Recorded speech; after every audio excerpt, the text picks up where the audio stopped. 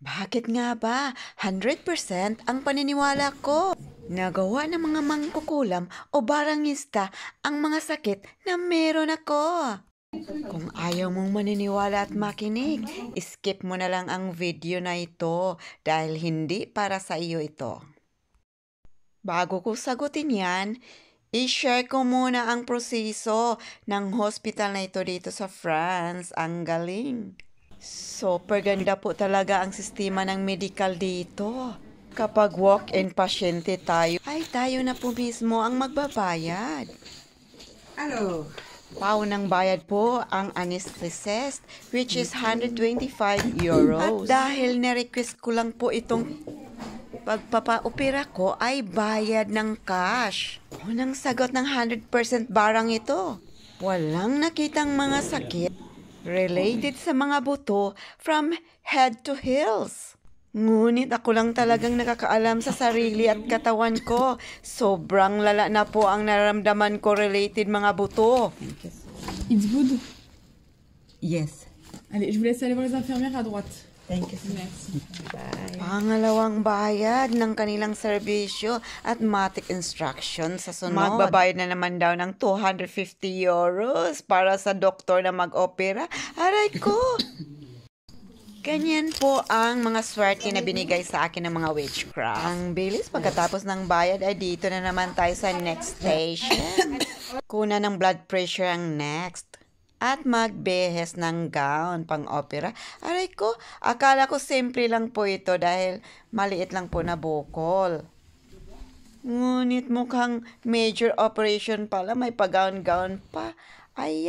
At bakit naman nasabing kong lala na ang mga nararamdaman ko related mga buto? Dahil 10 years na po akong pabalik-balik sa hospital at nagtataka kung bakit wala talagang findings. At hindi lang 10 years, 20 years ko pong nakalimutang manalangin ng Diyos. Kaya mas mabilis po akong natabla ng mga black magic na ito. Inisip ko po na kung ang black magic ay nakapagpagawa ng magic na bukol. Sana mga faith healer ay mayroong white magic na makapagpatanggal ng mga bukol sa mga pasyente nila. Walang imposible. Sa kapangyarihan ng Diyos, lahat po ay posible. Ang next pala ay ang paglagay ng catheter. Ayan, ready na. Hindi na ako nakapag-video pagkatapos ng paglagay ng catheter at dinala na ako kaagad doon sa operating room at tapos na kaagad. Binigyan na rin ako ng snacks. Kumpletuhin na natin ang sagot kung bakit 100% may barang at 100% barang ang mga sakit na meron ako. Una, blood test, malinis na malinis. Normal. Lahat ng mga test ng related buto ay normal. Ito may mga picture ako sa mga buto-buto na mga x-rays. From head to heels, pero ang iba lang ang papakita ko. So yun ang sinabi ko sa doktor, paka-explain ng science.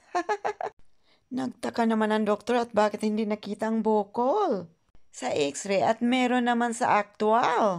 Kaya napaisip at nagpa siyang doktor na ooperahan na lang po niya. Na kahit hindi nakita dyan sa x-ray ay nakita niya po personal. Ayan pa ang ibang mga x-rays ng aking mga buto na normal. Proud naman ang mga nagdadasal ng rituals ng kanilang sinasambang kadiliman. Hindi po kayo magtatagumpay, sabihin ko sa inyo. Yung ibang tao, pinagtatawanan ako. Biro lang daw ang naramdaman ko. Biro! Sobra, 500 euros ang nabayaran ko sa ngayon lang na session na ito.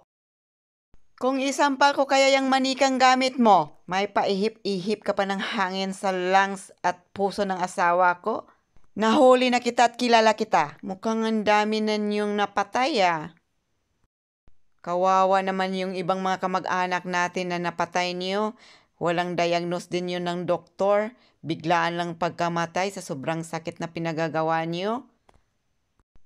Kaya kung kayo ay kamag-anak ko at may sakit-related boto, kayo ay lumapit na sa faith healer at magdasal kayo. Dahil may mangtas na po tayo ng kamag-anak na gumagawa ng barang at may sungay na po. Sa mga hindi naniniwala, hala sige, tumawa lang kayo. Dahil ang mga mangkukulam na yan at barangista ay hindi nyo na po yan mapigilan kung hindi po tayo lumalapit ng panalangin ng Diyos. Ayan, so dyan lang po nagtatapos ang aking istorya. Let's be strong. Pray harder. Protect ourselves from all the witchcraft and black magic in this world.